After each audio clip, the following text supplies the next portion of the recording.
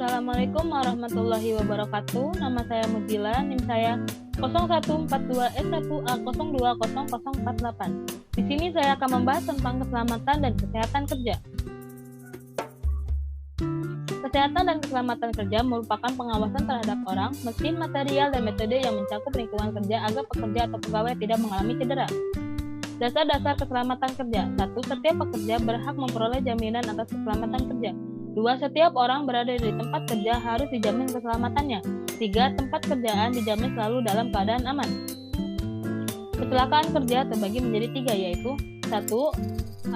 Kecelakaan akibat langsung dari pekerjaan. 2. Kecelakaan pada perjalanan dari rumah dan pekerjaan. 3. Penyakit akibat kerja. Menanggulangi kecelakaan kerja terbagi menjadi 2, yaitu meniadakan unsur penyebab kecelakaan dan mengadakan pengawasan yang ketat. Tindakan kantor untuk mencegah kecelakaan. 1. Pengendalian teknis. 2. Penyempurnaan anggaran ekonomi. 3. Pengawasan atas kebiasaan kerja. 4. Penyesuaian kecepatan arus produksi. 5. Peningkatan mekanisme. 6. Penyesuaian volume produksi. 7. Pembentukan panitia keselamatan. Pokok-pokok peningkatan kesadaran keselamatan dan kesehatan kerja. 1. Memberi pengertian sebaik-baiknya. 2. Memberikan contoh yang benar dan mudah ditiru. 3. Memberi teladan kerja. 4. Meyakinkan petugas. 5. Memberikan pengertian kepada petugas. 6. Mengusahakan agar seluruh isi program kesehatan dan keselamatan kerja dapat menjadi tanggung jawab. 7. Menginsafkan diri sendiri. 8. Melakukan pengawasan dan pengamatan. Mengapa perlu adanya keselamatan dan kesehatan kerja? Karena keselamatan dan kesehatan kerja merupakan hal yang menjadi prioritas manajer dan perusahaan karena angka kejadian cukup besar. Aturan keselamatan dan kesehatan kerja. Peraturan Pemerintah Republik Indonesia No. 50 Tahun 2012 tentang Sistem Manajemen Keselamatan dan Kesehatan Kerja, di mana sistem tersebut harus diterapkan pada perusahaan yang mempekerjakan lebih dari 100 orang karyawan atau mempunyai tingkat potensi bahaya yang tinggi. Peranan perusahaan dan karyawan dalam keselamatan dan kesehatan kerja.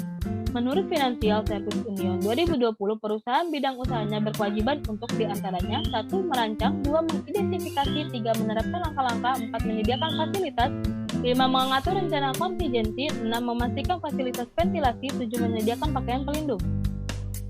Penyebab timbulnya kecelakaan kerja. Menurut Dassler 2007, terjadinya kecelakaan bisa diakibatkan karena salah satu atau kombinasi dari 3 hal dasar penyebab terjadinya kecelakaan, yaitu kejadian kecelakaan tidak sengaja, kondisi yang tidak aman, dan karyawan yang cenderung melakukan tindakan bahaya. Sebab-sebab kecelakaan kerja. Terdapat 3 faktor penyebab kecelakaan. 1. Faktor pelindung. 2. Faktor manusia terbagi menjadi 3, yaitu sifat fisik dan mental.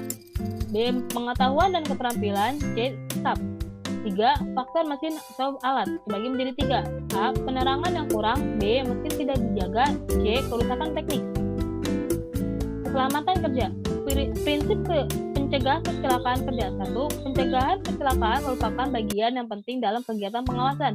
2. Perlu adanya kerjasama antar pihak manajemen. 3. Adanya bimbingan dari top manajemen. 4. Top manajemen menetapkan kebijakan keselarasan kerja.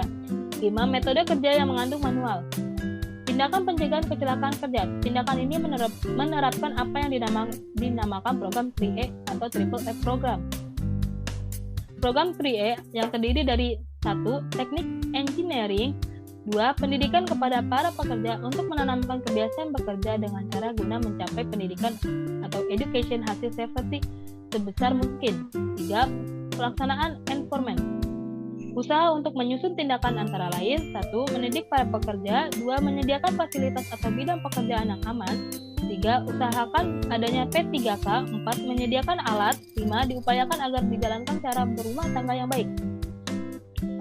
Tanggung jawab dan keselamatan kerja. 1. Pihak manajemen bertanggung jawab dalam hal A. Memberikan bimbingan. B. Meyakinkan bawahan tentang pentingnya keselamatan kerja. C. Meyakinkan bawahan tentang informasi kepentingan karyawan. D. Memajukan minat yang tetap dalam kondisi kerja yang aman.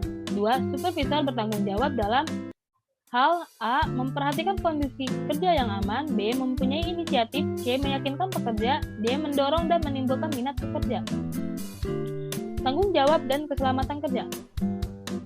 3. Pekerja bertanggung jawab dalam hal A. Kesiapan dan minat. B. Mempelajari peraturan atau instruksi. C. Memberikan contoh cara kerja yang aman. D. Mengusulkan cara melaksanakan yang lebih aman. E. Melaporkan dan menghentikan pekerjaan secepatnya. Pengamanan kesehatan dan keselamatan kerja. Pengamanan kantor dapat ditinjau dari beberapa segi, antara lain: 1. Gangguan keamanan, ada motif dan bentuk. 2. Aspek dan asas keamanan, dibagi menjadi 2, yaitu A. Preventif dengan berpegangan pada asas oportunitas. B. Represif dengan berpegangan pada asas legalitas. Penyerahan kegiatan lapangan. Kegiatan pengamanan diarahkan kepada 3 sasaran, antara lain: 1. Keluar, yaitu pencegahan dan penindakan sejak usaha tindakan kriminal. 2. Ke dalam, bentuk pencegah dan penindakan terhadap setiap usaha subversi. 3. Alam, pencegah bahaya yang ditimbulkan oleh alam, flora, dan fauna.